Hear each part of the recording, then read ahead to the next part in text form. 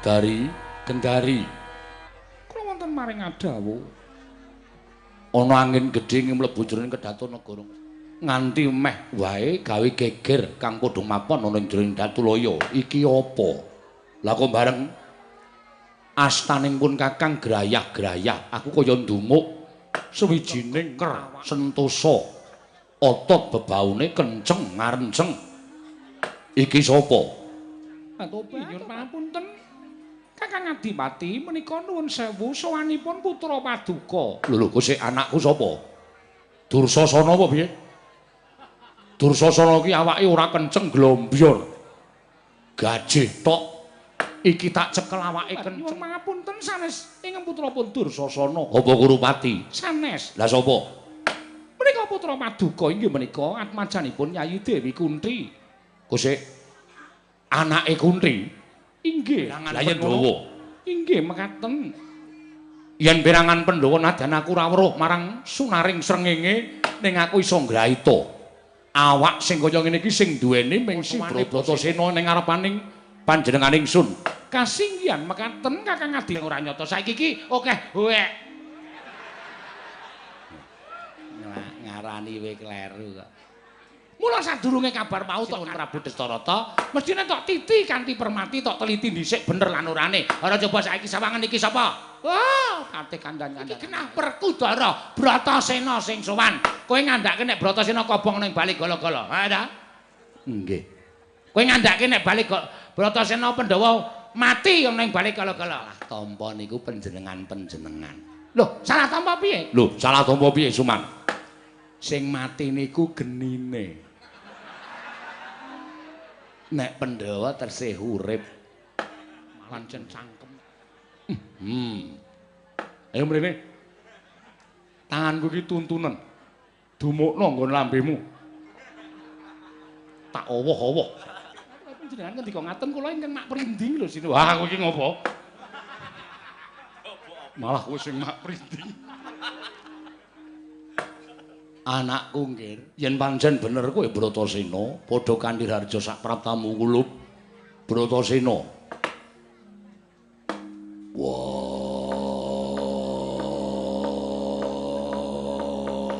Biyo-biyo jagat Dewa Bathara. Wah, nadyan lagi krungu suarane wae, mung krungu suarane ning aku iso nggagapi kaya ngapa to pewujudanmu lan pasuryane anake Pandhu sing nomor 2. Biyo-biyo.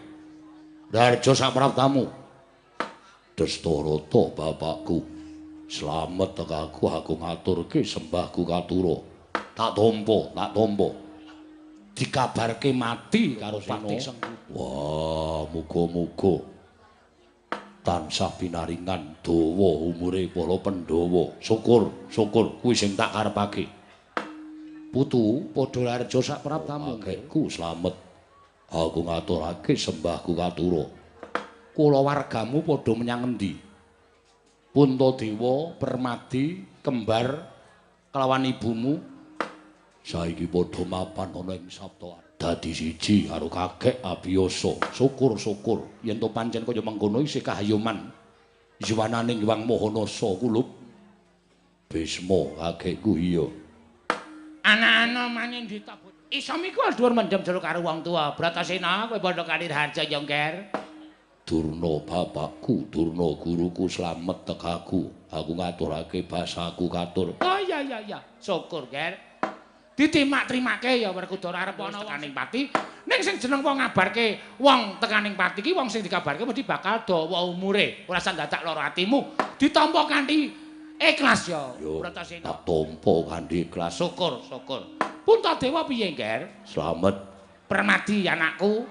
Yo, slamet. Nekula Sedewa pinten tangsen? Iya, slamet. Dewi Kunthi. Tansah pinaringaning kawidadan. Salam ya.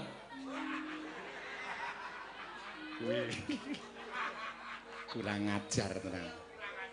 Endi ta kok kaya ngono? Loh, tegese salam tak kraket banget. Salam kok dilem. Salam taklim katur karo ibumu ya Werkudara. Iya. Werkudara padha harja sapraptamu. Kurupati kakangku slamet. Iya, Dimas ndak tampa. Sami wilujeng rawuhipun nggih Raden Bratasena. Dastarata bapakku piye? Ana apa nggih? Kapok kowe ora diwangsuli kowe. Oh, apa ora lara atine? Wong tuwa mbage karo bocah kok ora diwangsuli.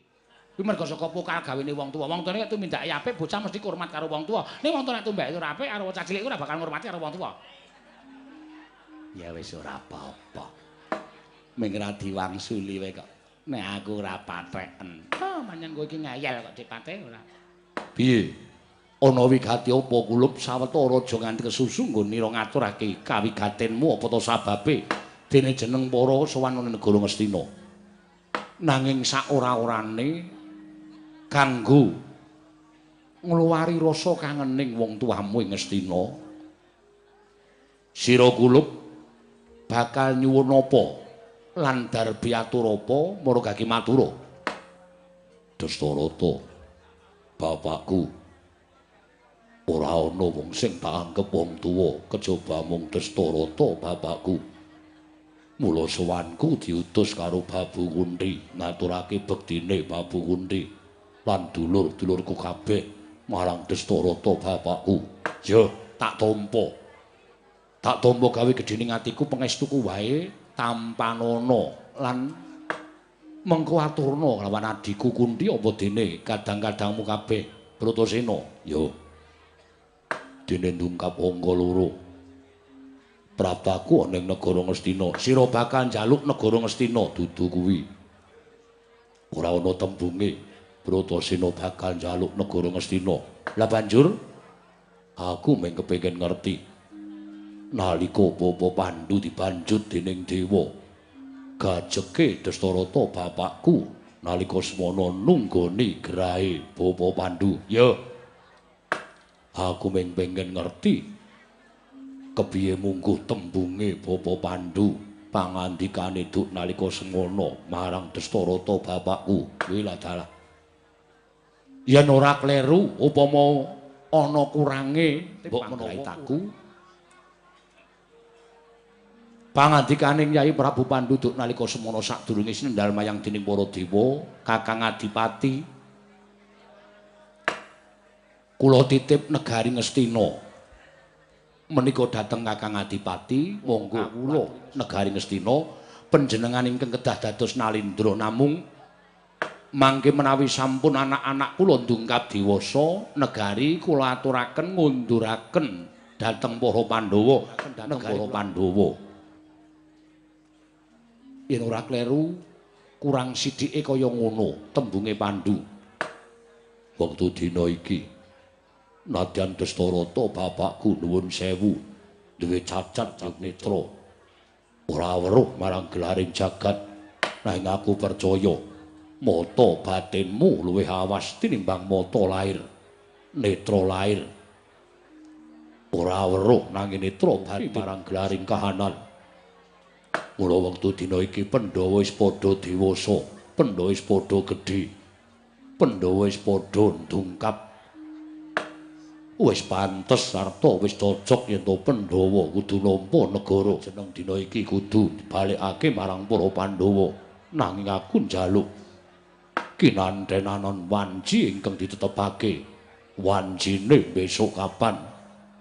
Dinane apa? Sasine apa? Pandhawa bakal nampa negara Ngastina sakukupane saka Dastarata bapakku. Pramara mangos wamyung ambreng kadi karunaning kaswase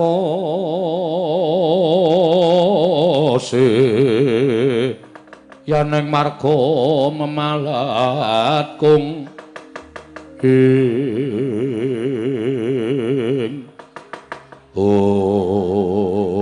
jagat Dewa Bathara jagat pangestu ngoro kuwi lha nganti kaya didodhok pulung atine wakmu Dastarata ing Ngastina.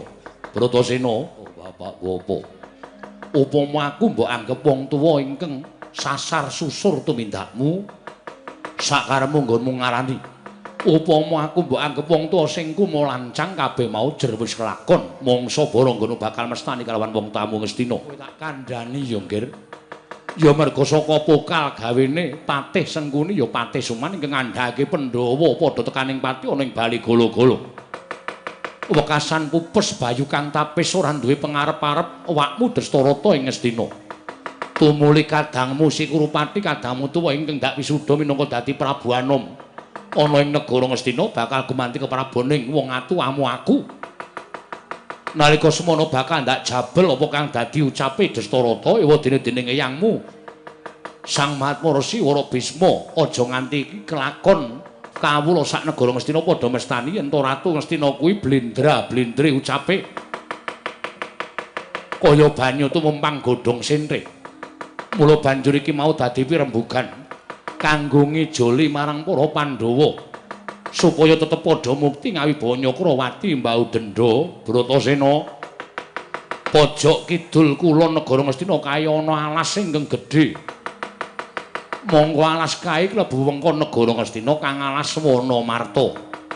Tak jaluk lilaning atimu Yonggir, tak jaluk lilaning penggalihing Bratasena. Ikhlasno Ngastina dimen dienggo mukti dulur-dulurmu para Sata Kurawa. Dene para Pandhawa tak wenehi bumi perdikan kang aran Aswana Marta Babatana. Sawise mbok babati kanggonen mukti yasa negara ingkang endah, nggonen mukti ibumu lan kadangmu kabeh Pandhawa mukti ana ing Wanamarta Bratasena.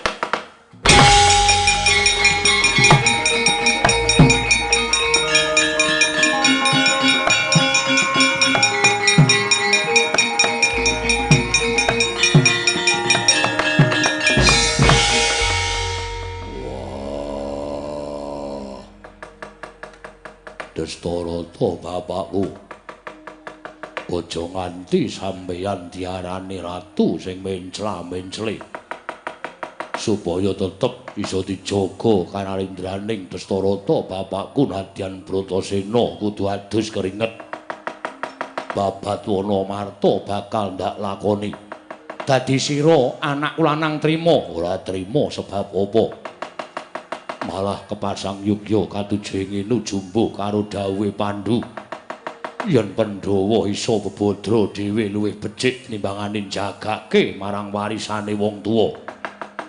Mula wektu dina iki apa sing dadi perintahe Dastarata bakal tak estokake. Lah yen pancen sira Bratasena ngestokake dawuhing wakmu ing Ngastina, Marata coba aja nduk kira wakmu banjur wisuh lumuh ngentasi perkara. Sira Bratasena nyuwun apa? Matura marang aku, Nggir. Aku ora njaluk apa-apa. Apa njaluk sak biyantuning para wadyabala? Ora. Lho. Supaya dimen cepet lan ringkes nggonmu babat Wanamarta. Wanamarta arep tak babat dhewe. Kelakon ya saka aku, ora ya saka aku.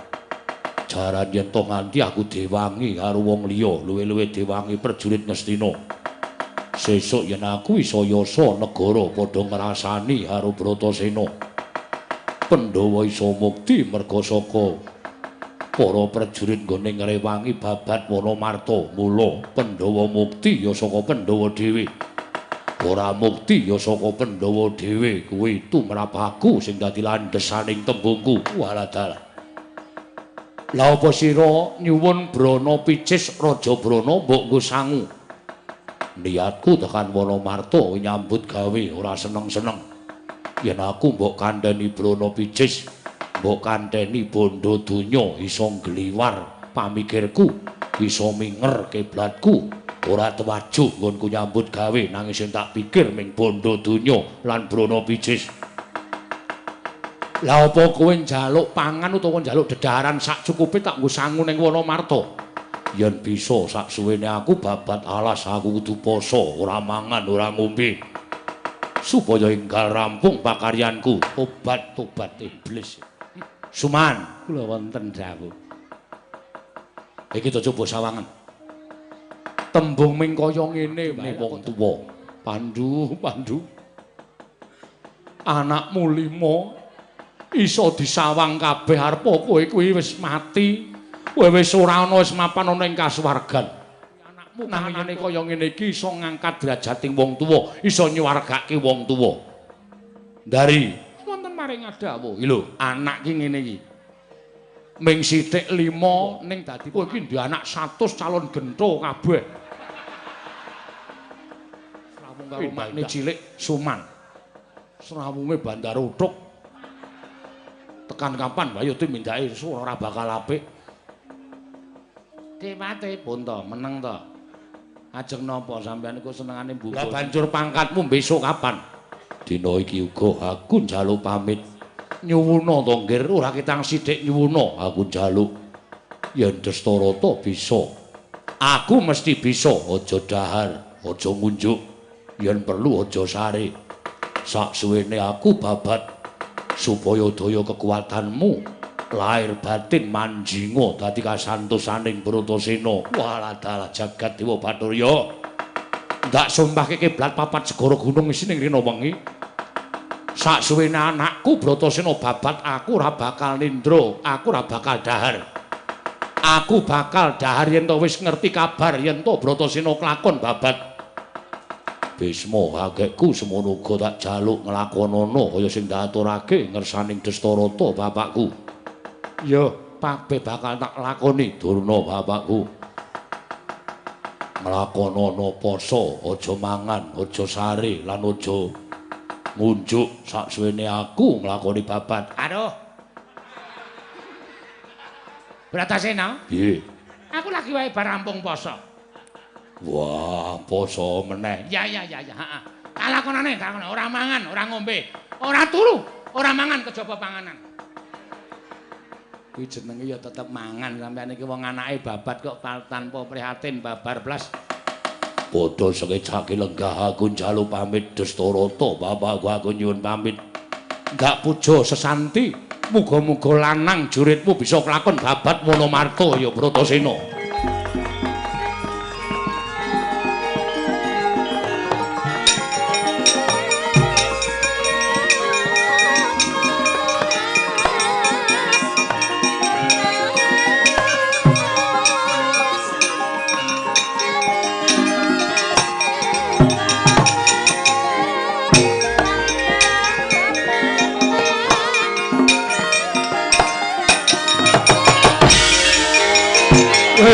Bratasena, aku arep mbok kapaki nggih.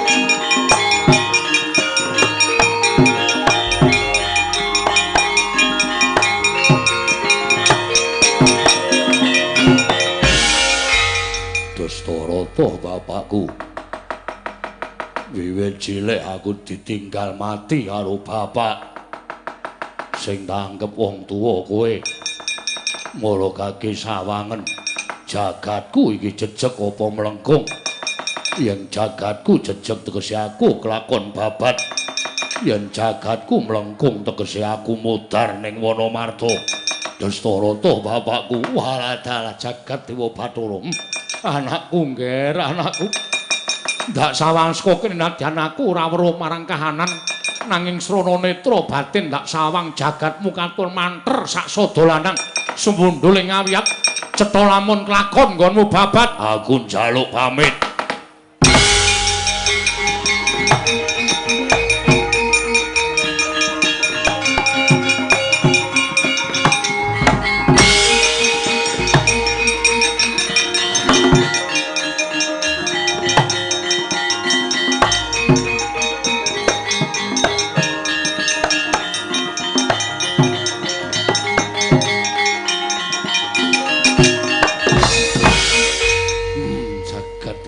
Ya jagat pangestu ngono. Iya. Wah. Selagine aku ora weruh marang kahananing Bratasena wae mareming ati ora iso tak gambarake. Upama to aku iso weruh marang gelaring jagat lan kahanan. Apa ora saya bombong ati ning wong tuwa kaya aku. Suman. Kula wonten dawuh. Kowe isih tetep karo penemumu yen to Pandhawa wis tekaning pati? Iki mau sing tekan kene sapa? Inggih, Dayah. Dayah dengkulmu mlocot tuh. Inggih, Raden Bratasena. Lah iki saiki tegese wis dadi kasunyatan yen Pandhawa isih urip, ora ngono to? Inggih. Monggo tembunge Bratasena ingkang tledhak-tledhok iki mau nadyan to wong ngagal gruwal-gruwal, Bratasena kuwi wong dosa, wong kau, ora duwe tata krama. Nanging iso gawe pemareming wong tuwa, nadyan aku kuwi mung wong tuwa sambungan. Ewadene bombong atiku tanpa pepindhan. Iki mau dadi conto nggonmu gulawentah karo ponakan-ponakanmu Kurawa. Gulawentahan supaya tiru karo si Bratasena. Sing kaya ngono aja tiru karo aku. Nggih. Ngestahaken dawuh. Sepisane kita apura. Ganep kaping pindho kowe gawe kabar sing tak adepake Pradata Agung. Tak adepake Pradata Adil kono apa paukuman murwat karo keluputanmu. Inggih. Ngestahaken dawuh. Ngerti ora? Inggih, ngestahaken dawuh. Penggawa tep. Kemenging inggih. Nggih Kakang Durna, kula sampun ngertos. Kula niki dalu niki dadi wong elek, dadi wong kejeglong. Dadi wong keceblok mboten sah diseneni. Oh, sampane kula ora dunek kaya ngono kuwi. Ora ndang malik-malik pambekan sampean. Nggih pun, sampun kula akoni nek kula salah kula kalah. Lan sak gedhagan iki ingsun kuni aja pisan-pisan kowe nyarusiku ngganggu gawe Bratasena nggone babat Kurupati wonten dawuh. Kowe anake sapa? Nggih putra Paduka Kanjeng Rama. Tegese kowe kudu manut karo wong atuwamu. Kula nderek kersa Paduka. Yen mengko makmu cilik sengkuni dawuh karo Kurawa supaya kon ganggu Bratasena, kowe kandha aku tak idek-ideke sengkuni. Nggih ngestaken dawuh. Durna Wonten dawuh sinuwun. Ora usah wedi yen pengen matur karo aku si Bratasena. Kowe matur karo aku. Oh inggih. Ngestaken dawuh. Ora gawe-gawe lho Kakang. Sak arepku. Sampeyan yo elek tenan kok. Sampeyan ki sok bakal yo elek. Sok ya sok saiki. Niki lakon-lakonan baku ora bakal elek kula nek lakon wahyu niku kula elek. Nggih, ngoten. Nggih.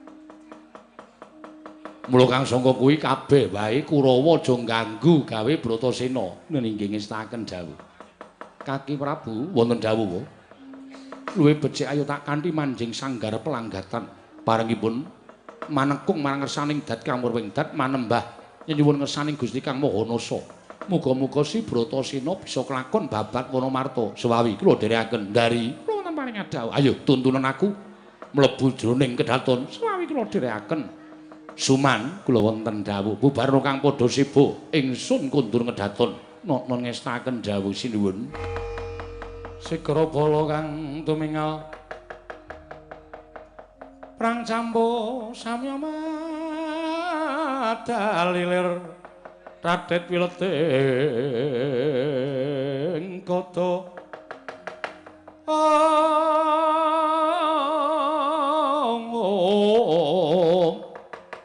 lir radet wileting gata danyewangkung mangunjang niti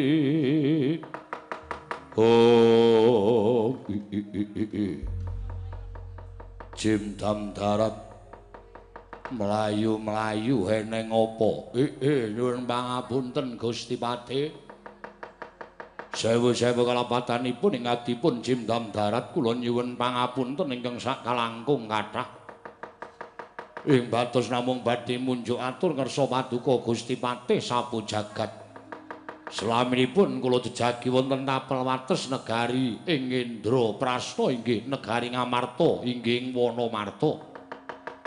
Wonten satunggiling titah jalma menungsa ingkang wantun ngrisak pepasrening Wonomarta. Tata lair ngrubuhaken wreksa ingkang ageng glundungaken sela.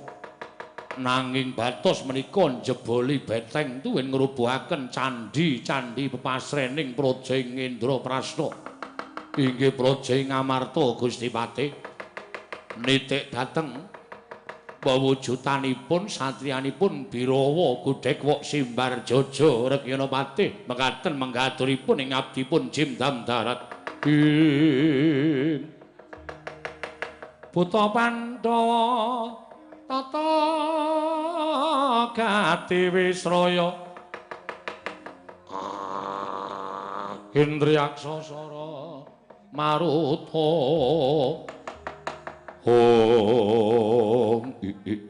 latar soroh nyawa menungsa kuwi wani ngrusak pepasraning praja Ngamarta yen nganti kawanguran dening Sinuwun Prabu Yudhistira lan sak kadang kadehan minangka dadi nalindraning jim ana ing Wanamarta ora bakal diparingi urip mesti bakal disirnakake jim Damdarat wonten dawuh maragake penggaken satriya mau yen kira-kira bondo kalani matura karo Gusti Mupati sapu jagat klelan ana nyuwun pamit Gusti Pati ya sing ati-ati aja kaya bocah cilik.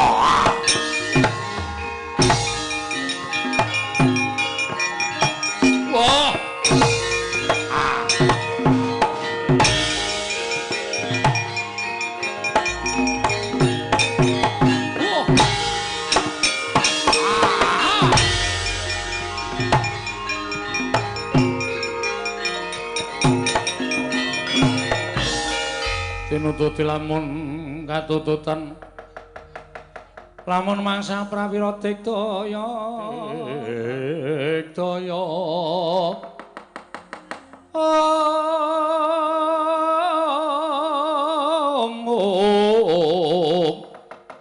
Ronanggana magawe kang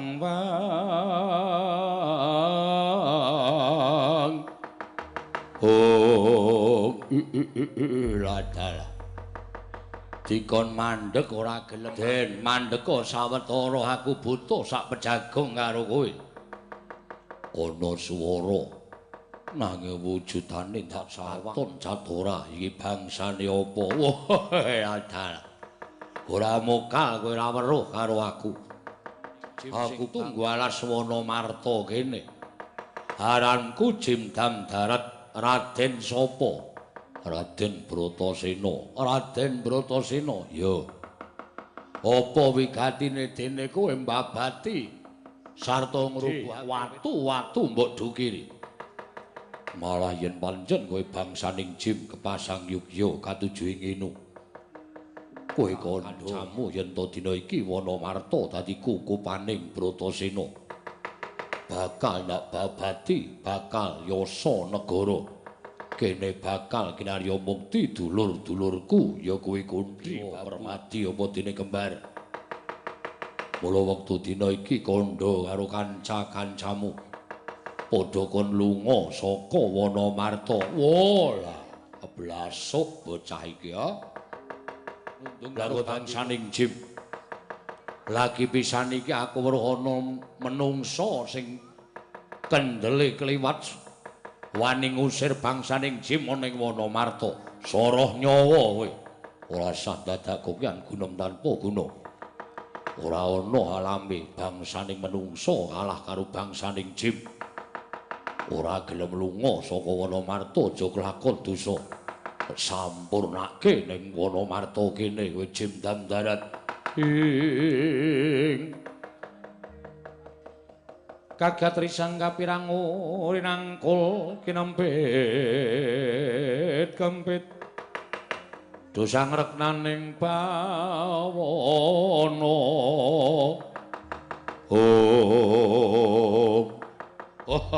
ya wis ora kena dipringgake kanthi becik nggonmu duwe kekarepan dipalangono mesti bakal mlumpat diranti bakal medhot.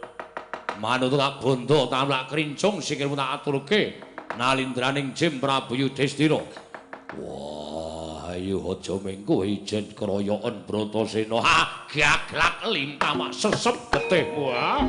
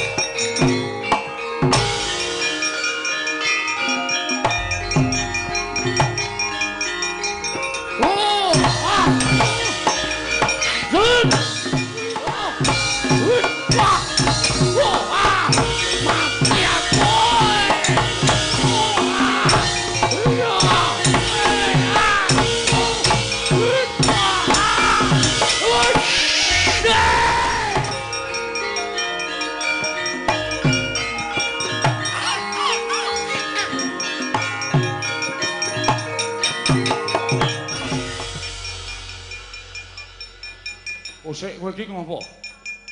Wong tuwa wangkal. Awis kandha karo kowe. Ora usah dadak ngewangi. Apa rumangsamu aku Kantaka ora eling. Aku ora iso eling Purwadasena. Kowe bantu karo Bratasena. Wah, aku ora butuh mbok bantu. Aku ora mbubuh kowe wangi. Ora minggat tak dugang kowe. Kowe lah dalah.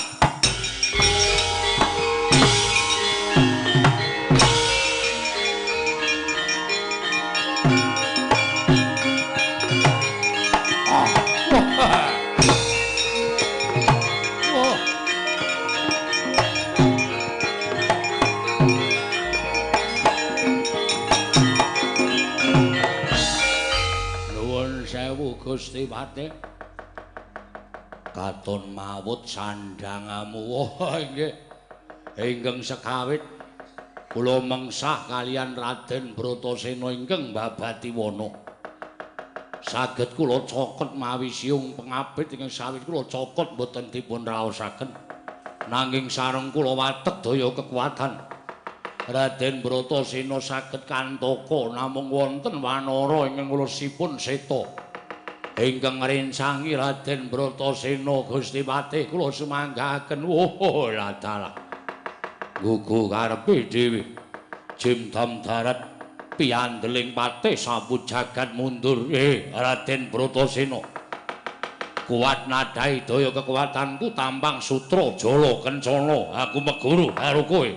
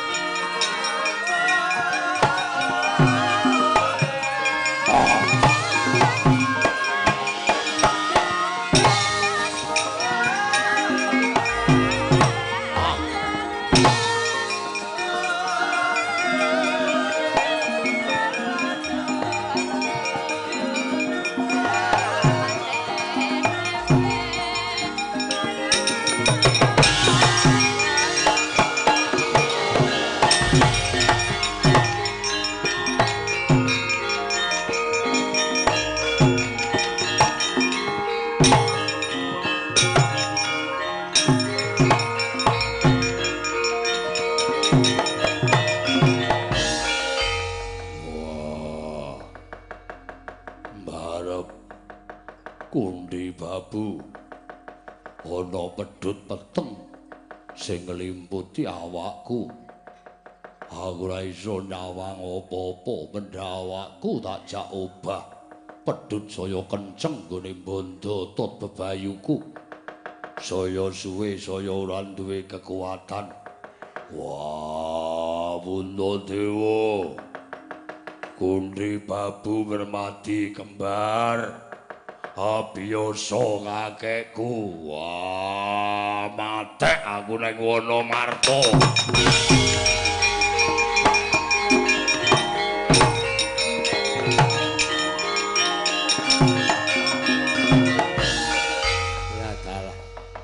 Wong ki nek durung tau ketanggur mesti ya ngono kuwi. Ning saiki nek wis ketanggur, kowe arep ngene piye? Arep ngandhake nek alas iki ora gawat, alas iki iso mbok telukake. Mula dadi wong ki aja sok kulino kibir, mengko ndak kejungkir Bratasena. Cerewet. Wah, ora butuh mbok tulungi. Biasa. Bunda Dewa, Kundi babu Permati. Kembar aku tulungono. Wah, ambek aku saya sesep. Wah, aku ora iso ambekan mati nang kene. Adikku adikku. Wong Kakang Bratasena. Nadyan pun Kakang tega larane nang ora bakal tega patine lak suwunke marang panguwasaning dat kamurwing dat. Kandidaya kemandenku muga-muga iso mbirat pedhot ingkang mawa wisa iki ya Bratasena tak tulungi cah bagus.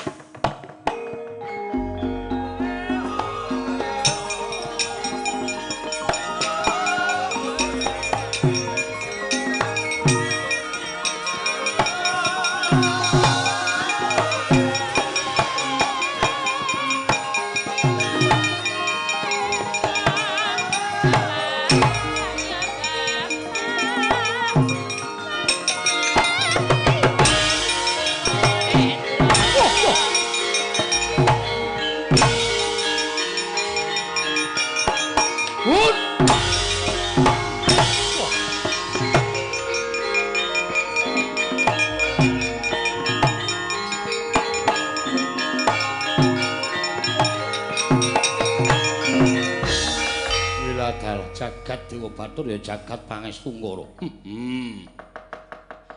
Wah. Ya upama aku ki nggone nalika Anoman isih nom biyen mesti runtik atiku. Wong nulungi tanpa pamrih apa-apa lah kok ditendang sak penake dhewe nganti kontal kaprapal. Ning gandeng aku ki wis nggoni wong tuwa, mula anane mung sarwa ngalah lan sarwa semeleh kang dadi atine Anoman. Walah dalah. Yayi. Nadyan Siadi wis gendak sira kalaupun Kakang nanging iki mbok menawa tandha sih tresnamu kalaupun Kakang. Ya, tak tampa, Bratasena. Atiku marem, atiku seneng duwe adi tunggal putra Sang Hyang Bathara Bayu. Jebul kowe duwe pengawak waja, duwe pambegan ing kaya mengkono angel dilukke dening apa wae. Yen duwe gegayuhan mesti kudu kelakon. Ya kaya ngono kuwi tepi tembung yen iya ya iya, yen ora ya ora. Ya mung tekan semene wae ngono mbantu karo kowe ya Bratasena. Aku tak bali ning Kendali Satombo. Taun kapan pirang taun meneh ketemu karo pun Kakang meneh, Yayi.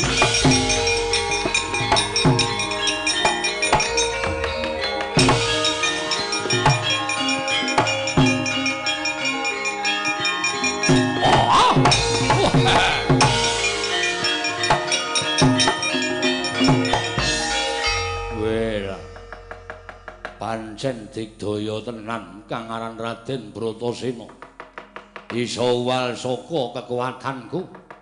Iso wal saka daya kemandenku. Ya, yen to pancen kaya mengkono.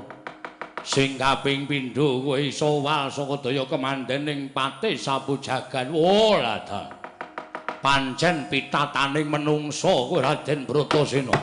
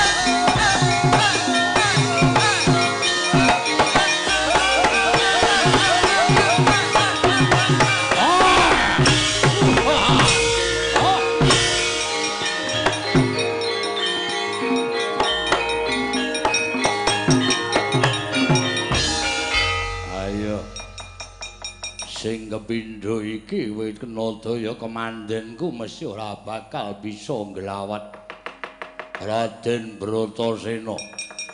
Ayo kowe arep sambat piye meneh? Kowe arep bangga piye meneh? Wah. Ana swara. Ayo yen pancen wani walana bebandanku. Adu arep karo aku ijen padha ijen. Wah,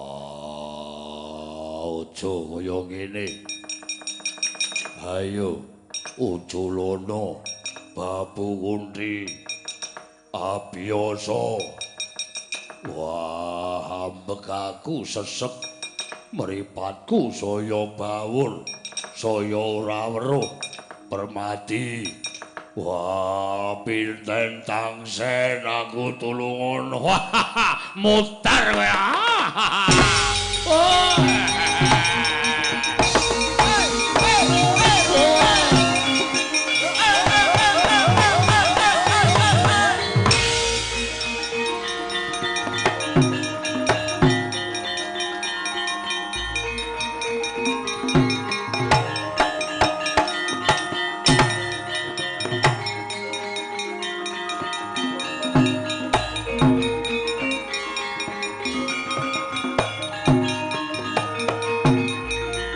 Sridina ning pasewakan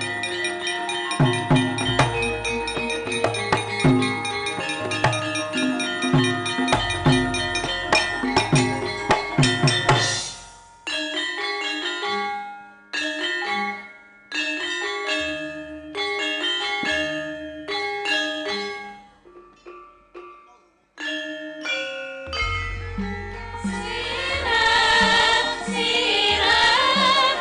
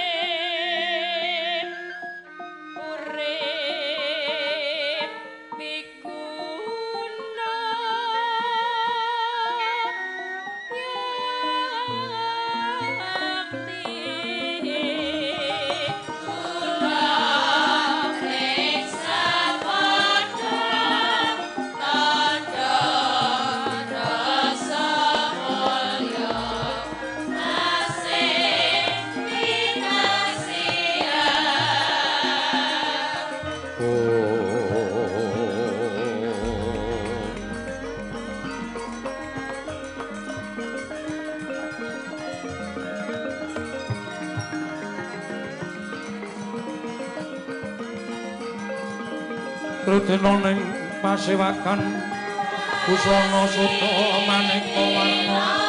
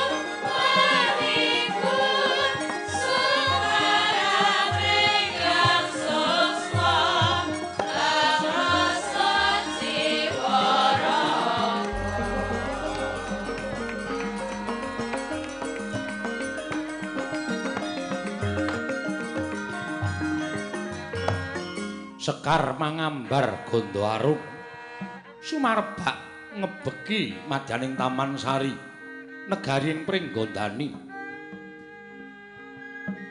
katingal sang Dyahayu Dewi Arimbi leledang amethik punang sekar kinarya cecunduk lumampah lon-lonan sakedhap-sakedhap kendel sarya mesem rikma denure tumumpang pamidangan kiwa lawan tengen hanjanges wimbu pantes nenggih menika warnane putra nata sawarga Prabu Tremboko ing mijil pawestri pewangi sang Dyahayu Arimbi sola slagane tuwin sola bawane benten kalawan saban mula damel kagiat jroning galih ing ngraka sang Prabu Arimba duping longok madyaning taman sari ngawuningani dateng solabawanipun ing rayi Dewi Arimbi bila sigra mlebet jroning taman lelenggahan madyaning taman kumeja tinggalih Hanjula penggaling sang Dewi Arimbi mulat ing ngraka sang Arimba dadi pungun-pungun pasuryaning sang Dyahayu Arimbi ing batos lamun kadenangan lawan ingkang ngraka mila sigra mabukuh Susilastawa anyandak koncane ingkang ngraka ginandheng astaning sang Prabu Arimba ing cipta sang Prabu Arimba wis prahita bilih wonten ingkang ginebeng saklebeting penggalih dening sang Dewi Arimbi mila lon-lonan dinajab sak pejagong ingkang rayi dadi aku mangruh jeneng pangandika sang Prabu Arimba ingkang dereng kababaring lisan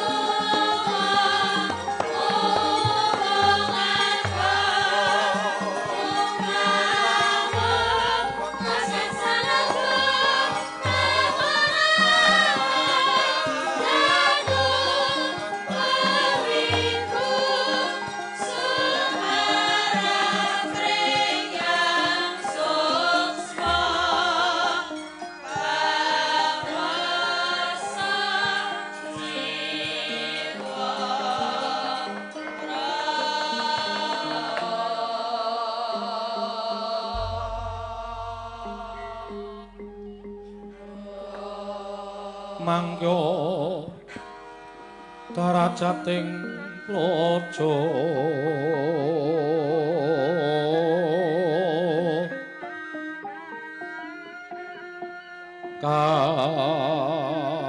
kawon rangos sunyaruri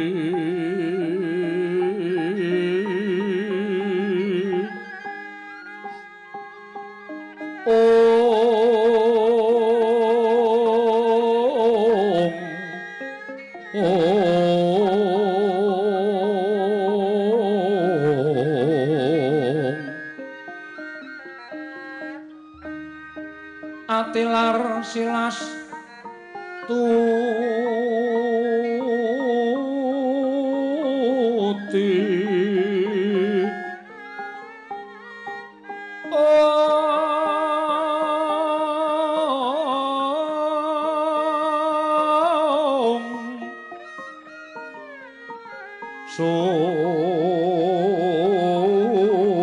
Susana sarjana kelu kalu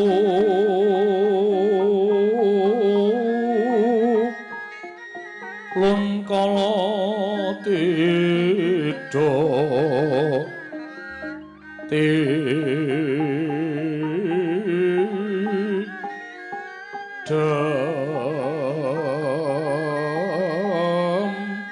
tandhaning dumadi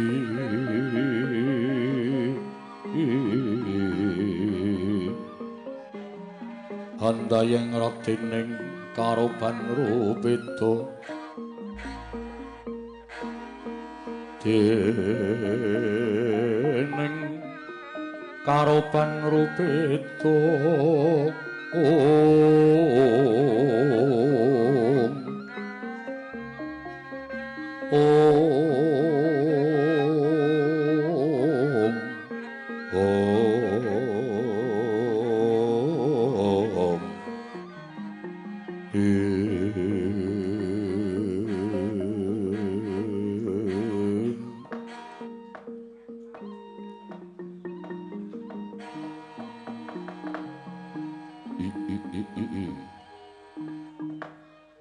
Om Tedyan Kalaludra Mas Patik Raja Dewaku. Oh ladala. Jebul bener apa kang dadi aturing para mban. Yen dawasana pirang-pirang dina iki solah slagane adiku wadon. Harimbi ingkang beneh kan adat ingkang wis. Bareng aku nyatakake ana jroning taman lha kok jebul pendak-pendak ana kembang ingkang mekar hambabar gondo arum. Mbok caketi, mbok liling-liling sinartane sem ingkang anyungging lati. Sawise mengkono kembang mbok petik kinarya cundhuk ana ing talinganmu. Nggonmu lumaku wae beda kalawan adat ingkang wis. Harimbi adiku wadon Harimbi maragake satemene apa ingkang ginebeng jroning penggalihing siadi teka kaya mengkono solah slaganing Yai Harimbi. Sewu-sewu kalapatan Diagung Mangaksama ya Kakang. Ya ora dadi ngapa. Wanter pandanganing Kakang Harimba marang adimu Harimbi tur dasare ya wis kadenangan. Apa ingkang ndak lakoni ana ing jroning taman ngerti ya Kakang lamun wis pirang-pirang sasi iki atiku rasane seneng banget, atiku rasane gumbira. Lho. Atimu rasane seneng, atimu rasane gumbira sebabe apa? Ana bab ingkang cumandha ning jroning atiku setemene ora lamun ora tak babarake marang Kakang Harimba. Ora ndaturake marang Kakang Prabu Harimba yektine yo mung bakal mbak simpen dhewe. Nanging bareng wis konangan kalawan Kakang Harimba, piye meneh aku bakal prasaja. Yo, kuwi luwih becik. Maragake kowe prasaja karo kadangmu tuwa. Kakang Prabu, piye Harimbi? Nalika semono Kakang Prabu prisa dhewe yen to aku kuwi seneng dolan kelawan kanca-kanca sabaraanku. Iya. Pancen aku ora nate menggak kelawan kekarepane adhiku wadon. Yen kowe kepengin menyang endi wae mesti bakal ndak lilani. Sabab kowe wis bisa njaga marang awakmu dhewe. Iya, Kakang. Nalika semono nggonku dolan tekan negara ing Eka Cakra. Negara ing Eka Cakra. Pancen bener mangkono. Nalika semono jroning negara Eka Cakra kuwi geger sabab saben 7 dina sepisan kawula Eka Cakra kudu ngaturake ya kuwi wujude menungsa kinarya cadhong daharing Prabu Baka. Negara ing Eka Cakra nalika semono padha keweden. Awet solah bawaning Prabu Baka ingkang demen mangan daging menungsa. Iya. Nalika semono ingkang entuk cadhong dahar sarta kok entuk ngaturake cadhong dahar ya kuwi saka ing kademangan Manahilan ya kuwi ingkang aran Resi Hijrapa. Nalika semono Resi Hijrapa nggawa wujuding menungsa ingkang gagah pideksa Godhek Wok Simbarjojo. Diaturake marang Prabu Baka. Tobat. Nalika semono dupi menungsa mau bakal didhahar dening Prabu Baka, eloke menungsa mau ora tedas dicokot dening Prabu Baka, malah Prabu Baka temekaning mati kalawan satriya mau. Yo, aku wis krungu kabare. Tobat wiwit dina kuwi Kakang, yen to aku kelingan lan citrane satriya mau. Atiku kuwi saya seneng, atiku bungah. Apa iki sinebut kethukulan rasa tresna ya, Kakang? Gosek to.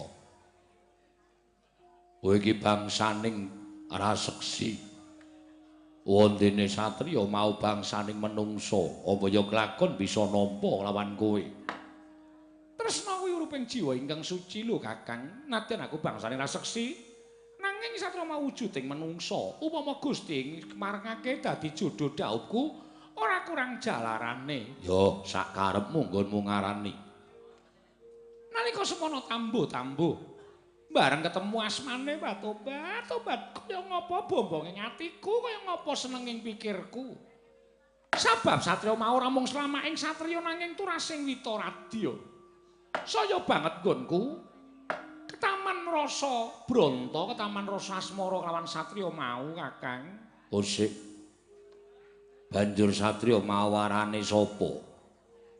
Jenenge sapa yen pancen mengko aku ngerti, aja kuwatir.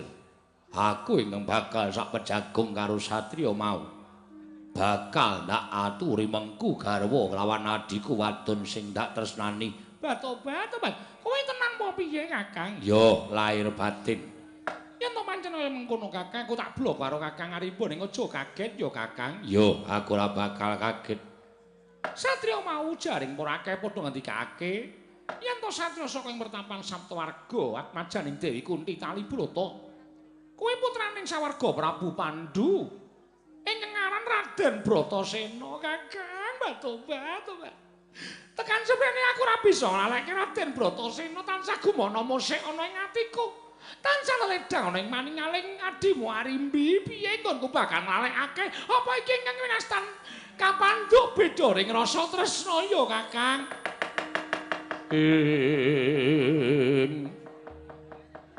Buta Pandhawa tata gati wisraya siung nyamawinges tutuk mengolir gosela mangling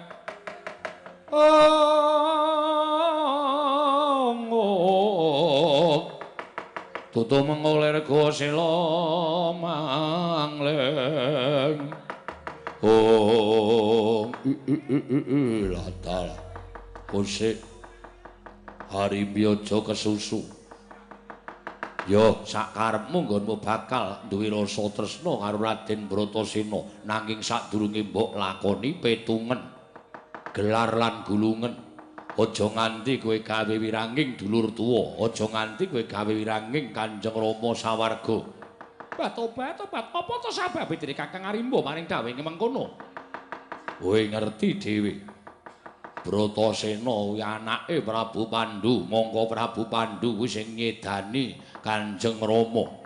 Kanjeng Rama sawarga Prabu Trembuka kuwi sing dadi jalaran sedane ya Prabu Pandhu duk nalika perang pamuksa nalika semono. Apa ya kelakon kowe bakal sewita marang Raden Bratasena ingkang nyatane kuwi turasing Prabu Pandhu. Oh, Arimbi, Arimbi. Apa ora jeneng kowe nyengsarake karo dulur tuwa, kowe nyengsarake karo Kanjeng Rama. Teka kowe banjur suwita marang ngarsaning turasing mungsuhe wong Pringgondani. Tobat, tobat. Kakang Prabu mestine kelingan to, Kakang. Perang antaraning Astina lan Pringgondani itu nalika semono ora kok merga rasa sengit. Nanging merga ana wong kang icok-icok, wong kang lincipi, carang papak wekasan adu kono adu kene. Sinuwun Prabu Pandhu uga kebrongot penggalihe Kanjeng Rama uga nuruti marang Bramantianing kakung. Wekasan dadi Brandayuda. Nalika sawana wis padha ngerti yen to sejatine kabeh momong padha didu. Nanging merga ijiling Nalendra ingkang netepi marang jiwaning Nalendra. Mula ora kendhat, ora leren nggone nglakoni peperangan, malah diterusake.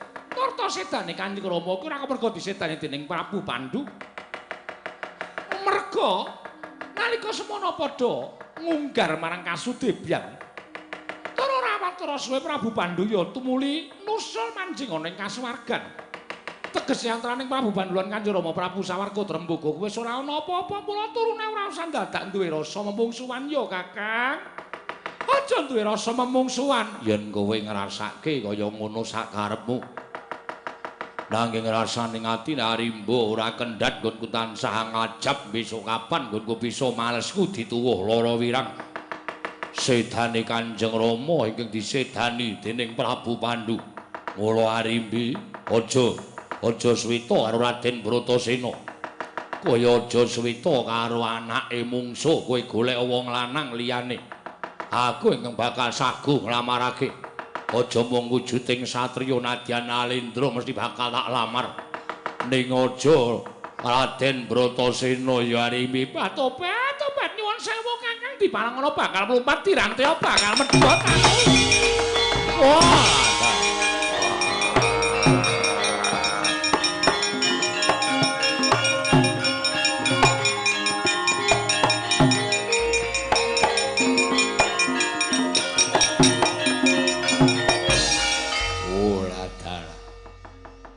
Kok jebul wong yen kepanduk rasa tresna wong lanang karo wong wedok ki gawat wong wedok.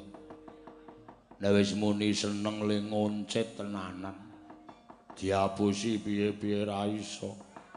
Woh, marai pusing. Oh, ladala ya. Arimbi. Satemene nggonku menggak karo kowe ora ngerti legetaning ati ning pun Kakang. Ora-orane aku bakal menggak nggonmu bakal dhaup karo Raden Bratasena. Ya ming saka pangiraku Raden Bratasena aja dianggep satriya sing jirih, getih, wedi mati. Niatku mung bakal junjung marang drajating Raden Bratasena. Harimbi, kamuktene adhiku wedok bakal tak totoi nganggo uriping Prabu Harimba. Raden Bratasena kelakon mengku karo adhiku wedok. Nanging ana tembung bedah negara Boyong Putri, bedahan Pringgondani, boyongan putri Pringgondani Raden.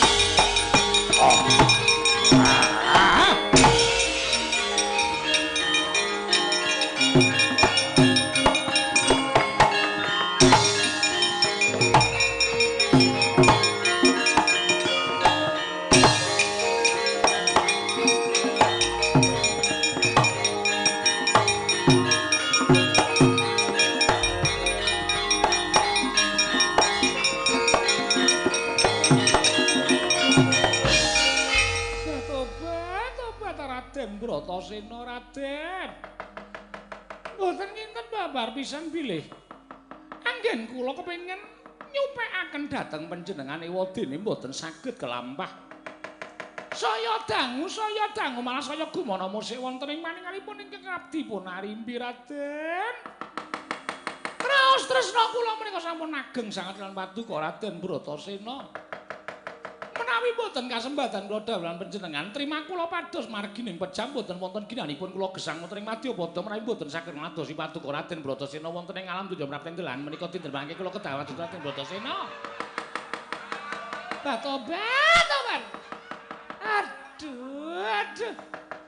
Apa-apa sing tak sawang kok dadi wujude kaya Raden Bratasena watu ingkang ting jenggelek.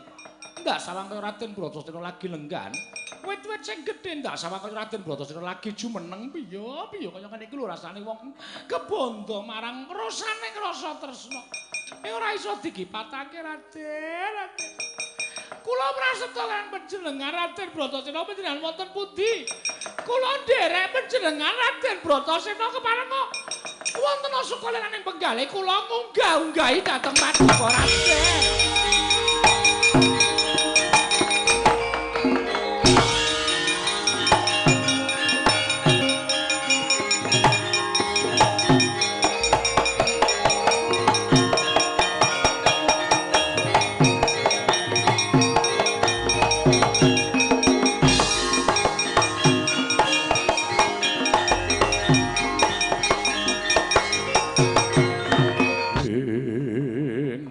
Kendel madyaning wana Sang Permadi nalika semanten midhanget sabdanipun ingkang Hyang Wiyasa ing Saptaarga bilih kinarya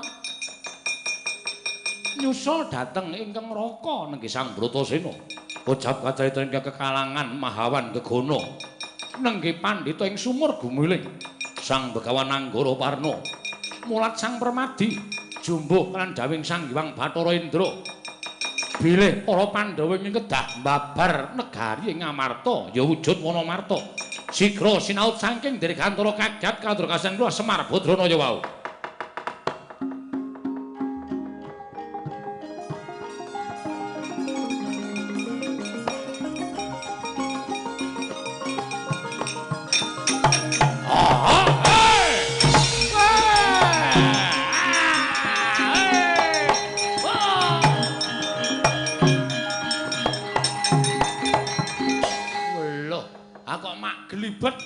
Ndara Permadi ilang lagi meneng wae, Truk. Heeh. Piye, Pak? Piye, Pak? Kok tanggung jawab ora mung meneng wae. Ketuane rombongan pamomongi kowe.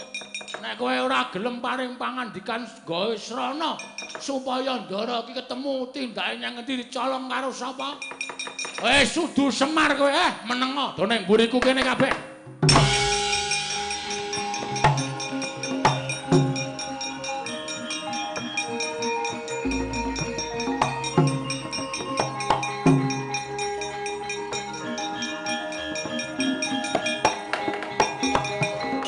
Mareka den prayitna semore resika balik titiyane gandayane trisanya purnama sasi ki Lurah Semar ndumuk kuncunge tegese duwe gawe nalika semanten sejatine wis weruh kelawan kasunyatan Lurah Semar parandening mangke nanjihaken kelawan ingkang putra nenggih Sang Surapati ya Bathara Indra.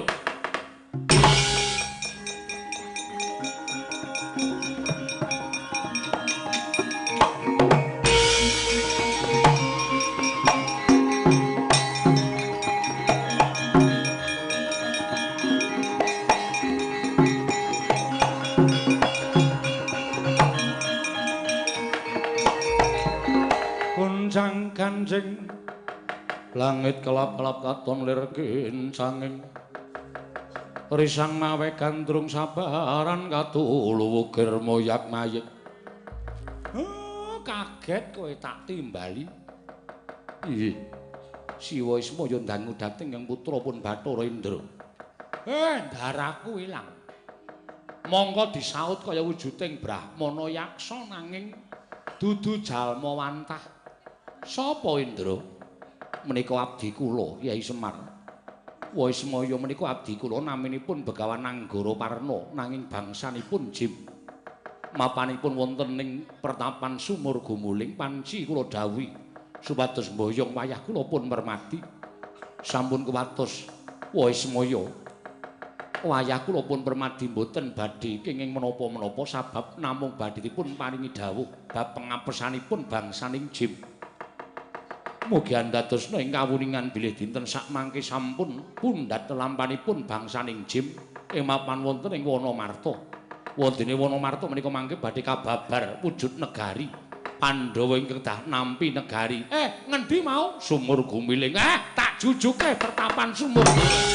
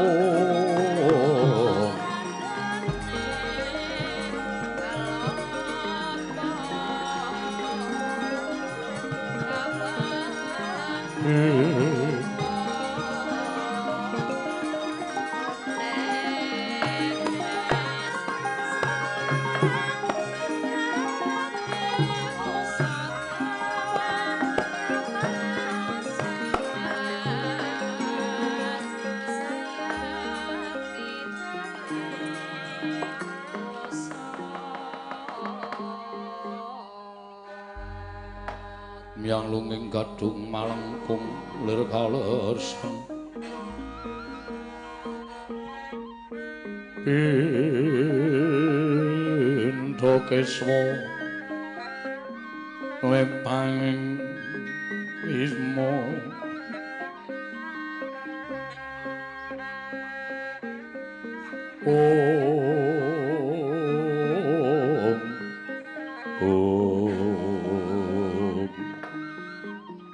Nuwun sewu Raden. Ngantos kula ninggaling tata krami nyaut jengandika Raden awit sareng kula waspadaken saking Dirgantara jumbuh kelawan ngendikanipun pepundhen kula Pukulun Bathara Indra ingkang dawuh kaliyan kula supados ngupaya wonten pundi dunungipun satriya bagus ingkang kadhiraken Panakawan sekawan cacahipun menawi boten nglintu panjenengan ingkang kekasih Raden Permadi. Yo penemban aku ingkang aran Raden Permadi dipun tepungaken kula menika Brahmana bangsaning Jim inggih menika Begawan Anggara Parna lan mugi andadosna ing kawuningan sabdaning Sang Hyang Bathara Indra bilih boten dangu malih Wonomarta ingkang sejatosipun wujud negari namung negari kajiman menika badhe kababar kamanungsan wonten ingkang tinuding sarta sampun tinudrat nampi wujuding negari inggih namung para Pandhawa klebet jengandika Raden lan mugi andadosna ing kawuningan Raden ingkang raka sakmenika nedheng kaningaya wonten tengahing Wonomarta kawon kaliyan bangsaning Jim nanging paduka sampun ajrih Sabab kula kadhawuhan nyaosaken wujuding pusaka inggih menika wujuding pusaka ingkang kinarya pengapesanipun bangsaning jim setunggal aran Risah Pranawa angka kalih Oyot Bayura angka 3 Watu Timpuru. Lisah Pranawa nika menawi kasipataken wonten ing netra saged nyumurupi bangsaning jim. Menawi Oyot Bayura kasabetaken wonten ing bangsaning jim saged lumpuh tanpa daya. Watu Timpuru menawi kasawataken bangsaning jim saged lebur tumpur tanpa dadi. Mila Raden, pusaka 3 menika monggo kula aturi nampi dados sarana anggen paduka badhe narbuka wana marta dados kanugrahan tumraping Raden Permadi sak kadang kadeyan Raden. Yata laruta saking godha sang kala-kala yen amutusa Sang Sri yen to pancen kaya mengkono mremban aku ngaturake panuwun ingkang tanpa pepindhan ingkang sabanjure sasampunipun jengandika nampi pusaka 3 kula aturi sumusul dhateng Raka Raden Bratasena selak mesakaken kaningaya wonten tengahing wana kula ingkang badhe anjampangi tindak paduka Raden.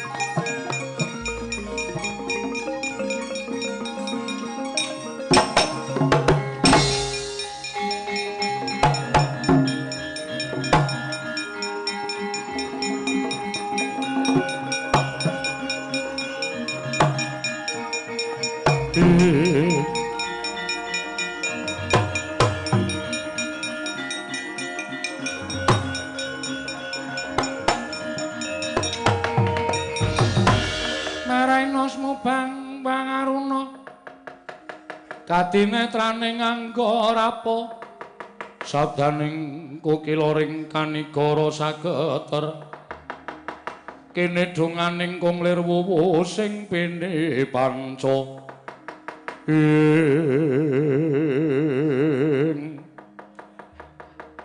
mangsuli kandha kajeng Raden Bratasena ingkang kapilut ing pedhut mawa wisa daya kemandening patih sapu jagat nalika semanten dadanmu bah dadanmu sik kocap tumiuh saking Dirgantara putring Pringgandani nenggih Sangarimbi patobat Raden panjenengan kaya menapa Raden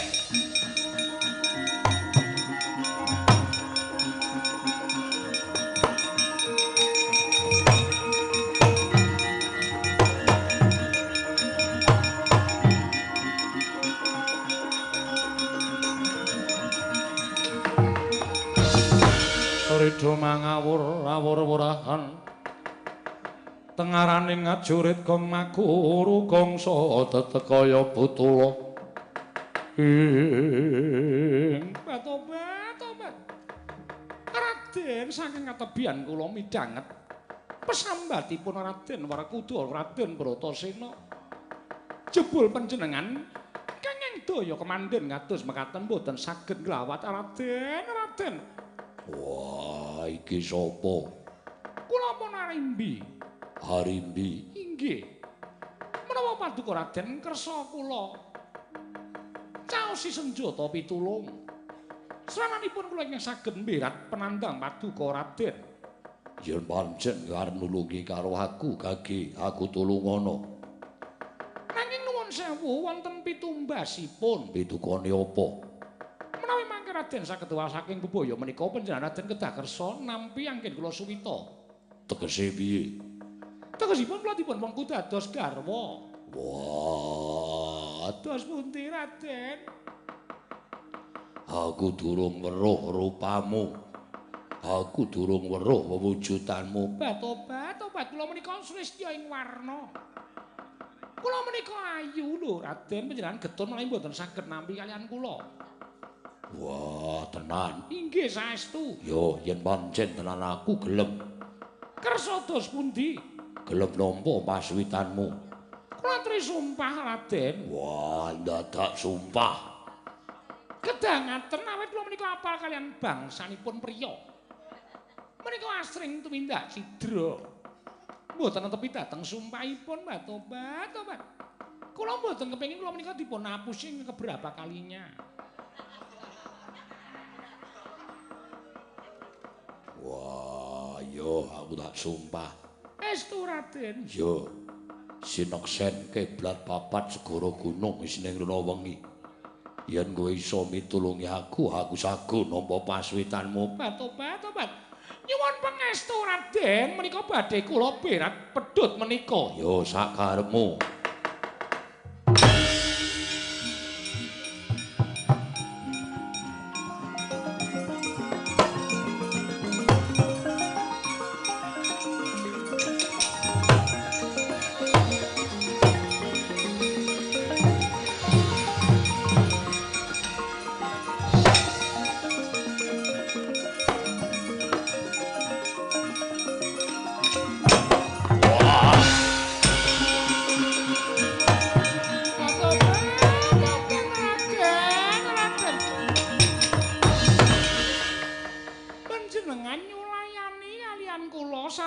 Dateng kula lajeng mlajar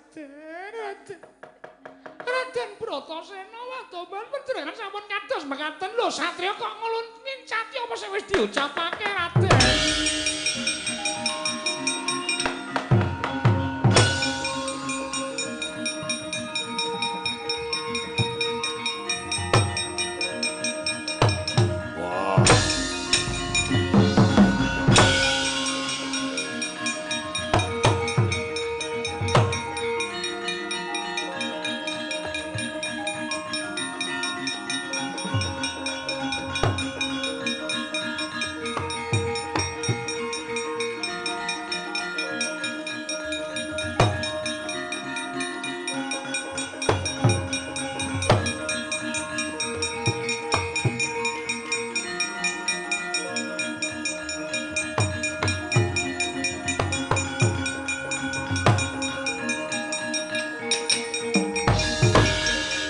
Gonjang ganjing langit kelap-lapaton lur kincanging risang mawe gandrung permati wonten dawuh ibu ndak dawi sumusul karo dulurmu tuwa malah teka kowe bali meneh marang pertapan pun ibu lagi wae mudhun saka pertapan ibu namung badhe munjuk atur jumbuh kalian pengendikanipun Begawan Anggara Parna ing minangka dados utusanipun Pukulun Sanghyang Bathara Indra bilih sejatosipun negari Ngamarta utawi Wanamarta menika wujud boten wujud wana nanging wujud negari ing minasta negari Ngamarta inggih Ngrendra Prasta negari bangsaning Jim mengkono inggih malah kula dening Begawan Anggara Parna kaparingan 3 pusaka pengapesaning bangsaning Jim tuwin paring dawuh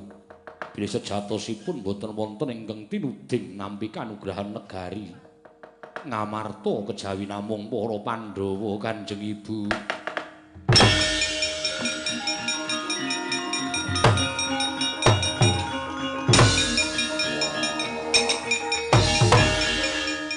Bratasena, anakku lanang yogene.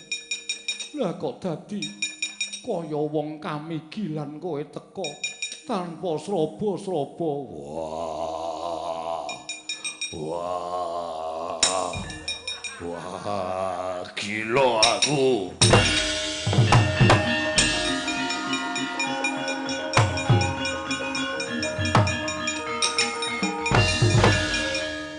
Apa ya kae mau, Gong?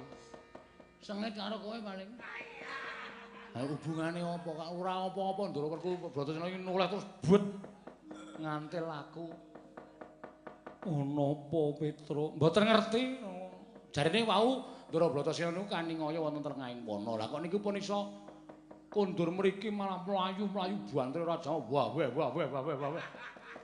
Aku dhewe ya ora ngerti Panakawan. Apa sebabe? Tobat, tobat Raden, panjenengan badhe tingkah pundi Raden?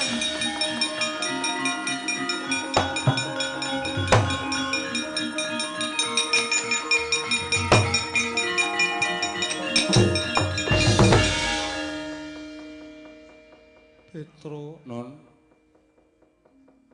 Mbok menawa iki sing marai gila bendaramu. Bayar dasmu. Ayo tekan kene iki. Ora ndedet iki rasa sok aneh-aneh to, Gong. Ana aku mendem. Dunai ora ngawur. Oh iki Pak Yaudu kok. Tak jaluki susuk 3.000. Ngawur. Ajar. Ya tobat, tobat. Iki sapa? Nami kula Arimbi Gusti Ayu panjenengan. Aku Dewi Kunti iki wong tuaku Begawan Abiyasa. Dewi Kunti. Iya, Arimbi, tobat, tobat. Ibu kula mawon nganti ibu.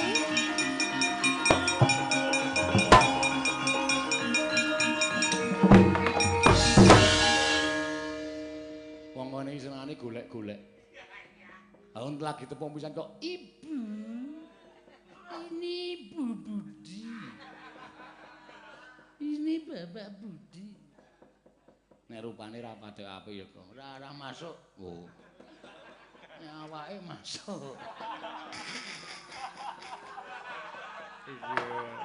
Lah masalah lah. Cah nekat kok. Iya karo omah piye? Beda.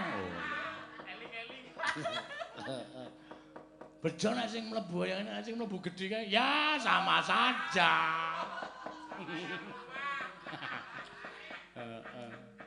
Wis.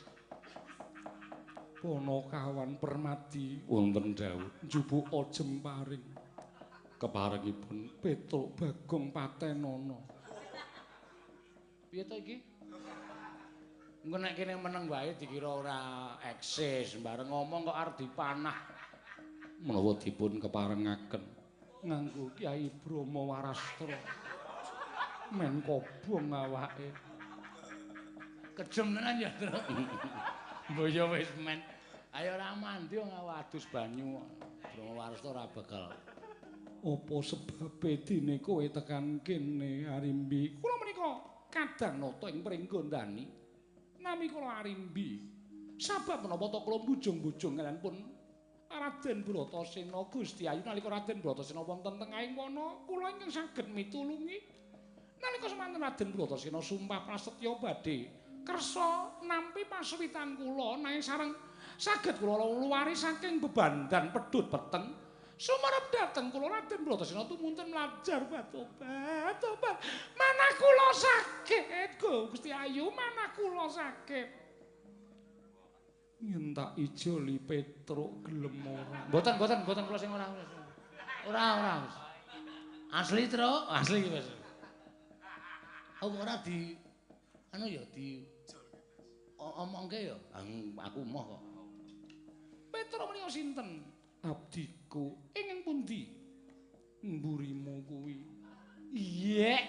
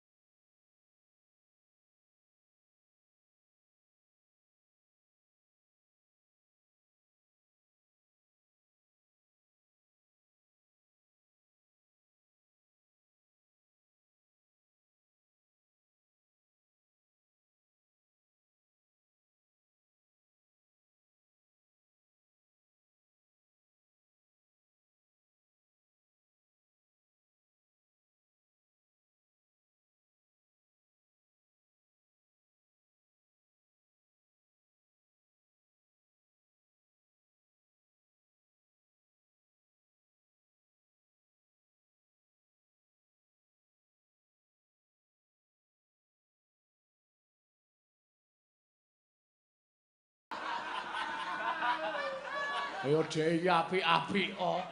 Bareng karo aku kok iyek iki lho. Kula mboten Raden Bratasena mboten. Anakku gila karo kowe. Nanging nyatanipun ngantresnan kula menika sampun mboten saged dipun upamekaken agengipun ngungkuli bumi menika. Apa tenan lahir batin saestu. Yen upama anakku ora gelem, kula trima pados margi ning pejah.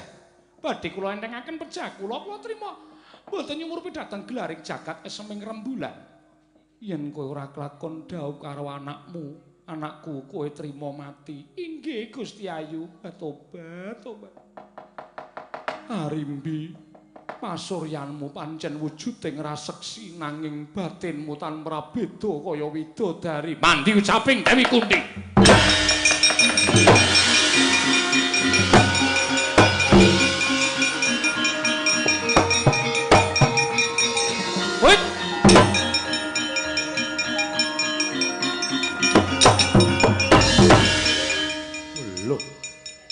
Piyayi nek ngendikane mandi Arimbi sing raseksi ming pasuryanmu ning batinmu kaya widodari. Kudubuk.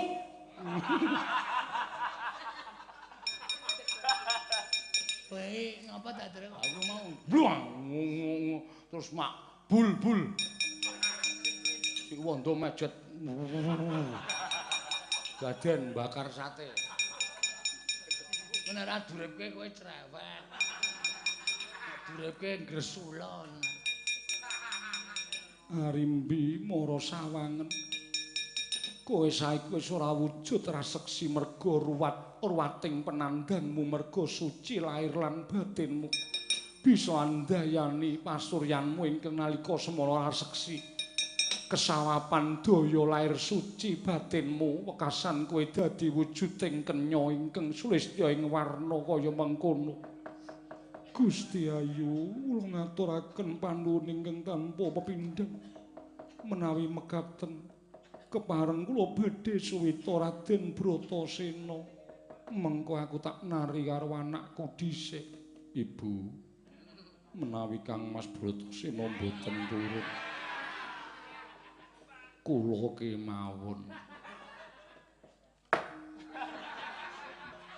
Eyang kapok eyang.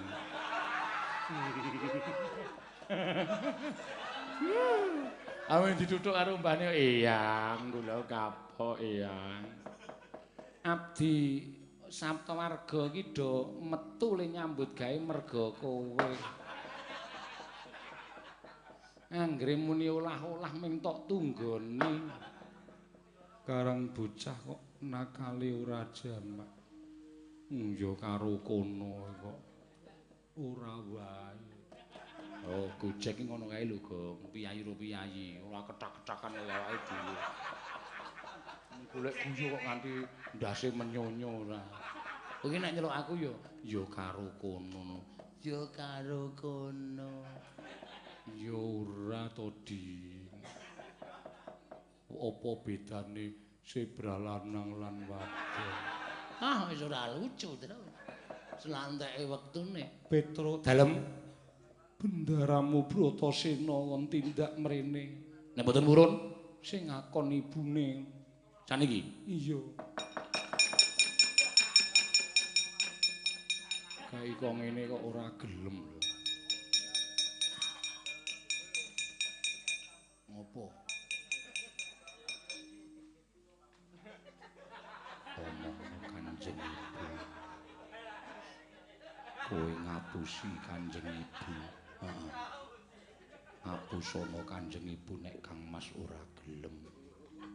Mosok aku kon ngapusi Ndara Kunti sampeyan iki pripun? Cangkeme. Keseron nyuk.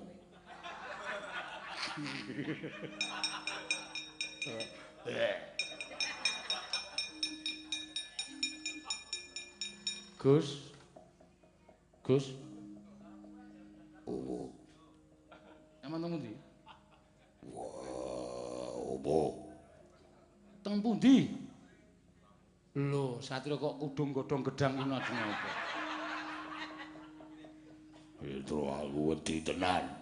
Wah, rimpi rupane untune nyerengenge. Lincip-lincip. Sampeyan kene ndak menika karo Kang Bu. Sapa sing ngakon? Ibu Kunti, Kang Ibu. Wah, omongno aku wegah nek ketemu Harimbi. Pun mboten wonten. Wegah kowe ngapusi. Ngapusi aku. Mboten. Kowe lah. Hopusa wacawa. Ngopo pencak barang arep ngopo? Ora apa-apa kok. Wah, ndak tak pencak barang. Pencak begagah katoke suwek barang. Oh iya. Ora sengaja rek ayo. Wegah. Ya to.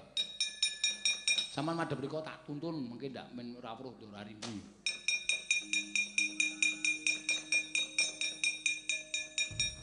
Wah.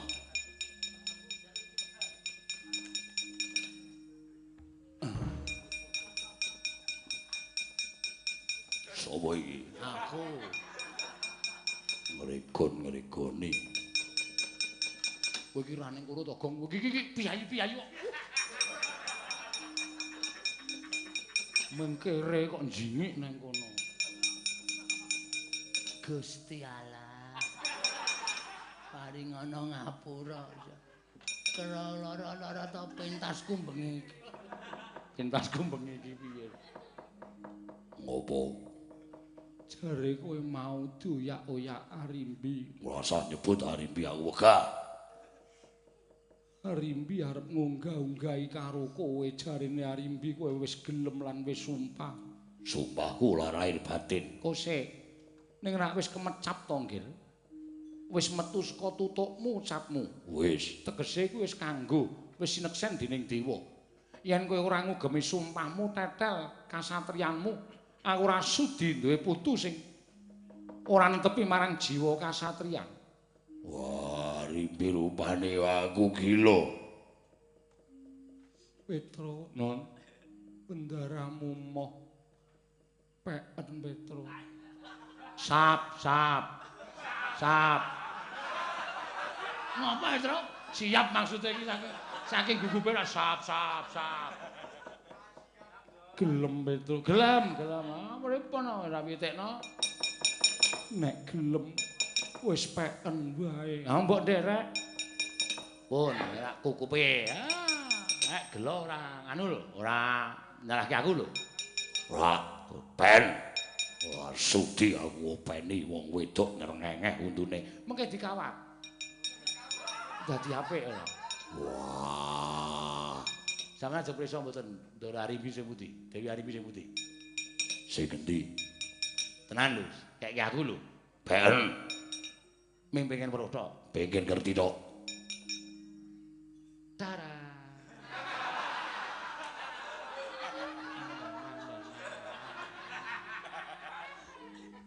Iki. Wah, apa iya? Lho. Ndara Rimbi tekan riki ngaturke tresnane Ndara Bratasena. Nek nganturake lakon dawuh Ndara Bratasena, trima mati Ndara Rimbi. Ndara Kunti ngendika. Rimbi. Pasuryanmu pancen wujud bidhe. Nanging lair batinmu ten prabeda kaya widodari. Dadi niki Rimbi.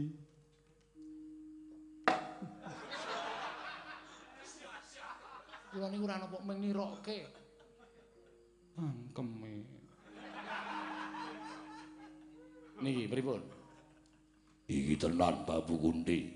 Arimbi ya iki Bratasena. Wah.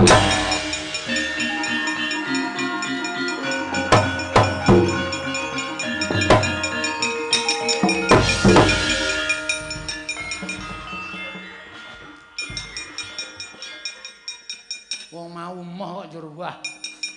Lah tak jagani. Iki ngembrui. Ora tak jagani wis arep dipek njuk ana. Mau wis emoh kok iki cek aku. Yen tetep tak kuat-kuatke. Ayo kaya ngene. Mbok ya mumet mbok ben. Ora apa-apa. Ben. Wis wakekke aku kok arep dijaluk. Ben pokoke. Waduh. Wah, sampean niku ngawur lho. Ora.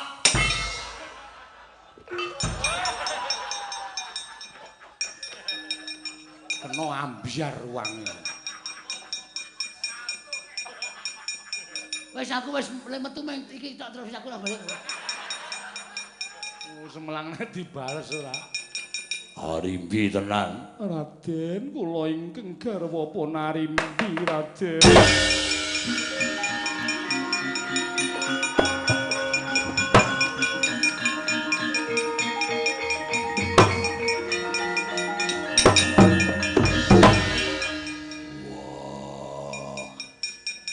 Kowe kok dadak nganggo rupa elek. Karepmu piye?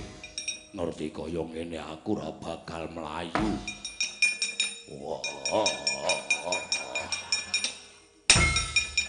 Wah. Wah.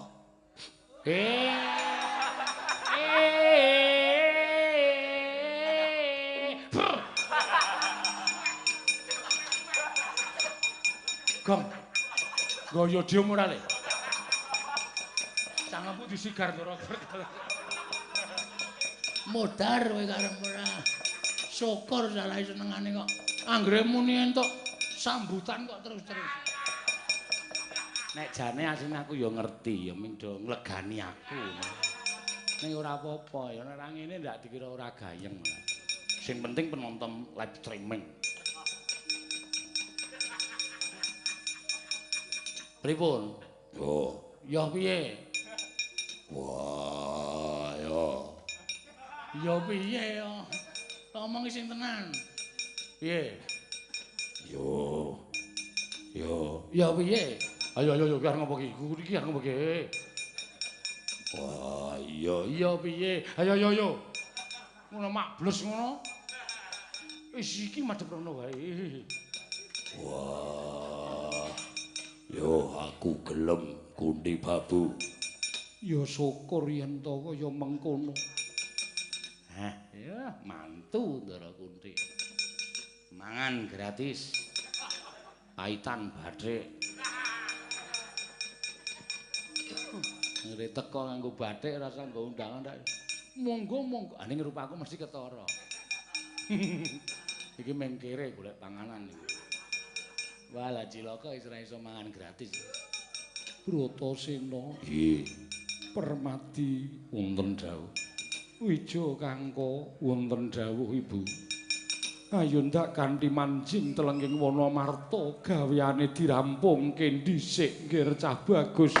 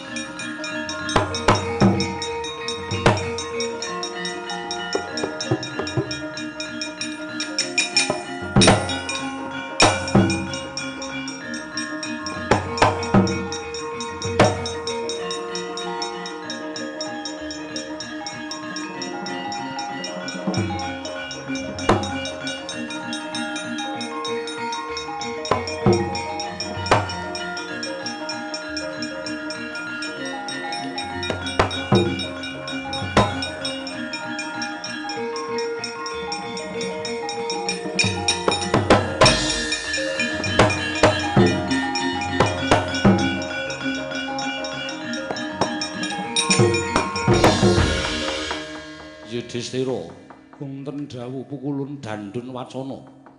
Ana dawuh ngapa Indra kakekku?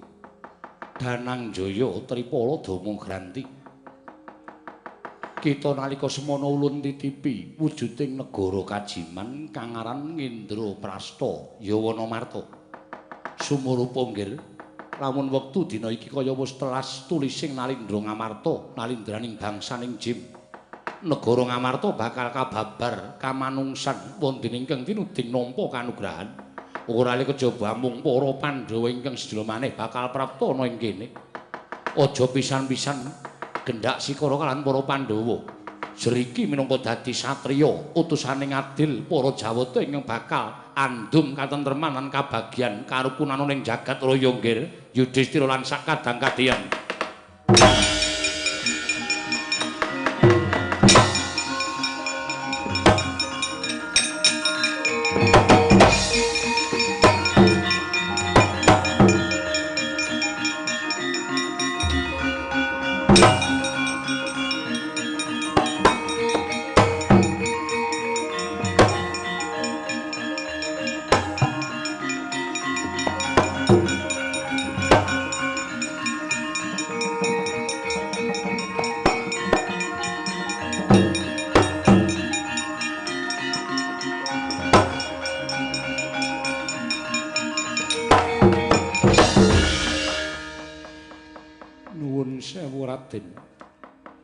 Sapengkeripun Iwang Pikulun Bathara Indra ingkang sampun paring pangandikan ingkang sakelangkung kathah ngengingi babagan negari Ngamarta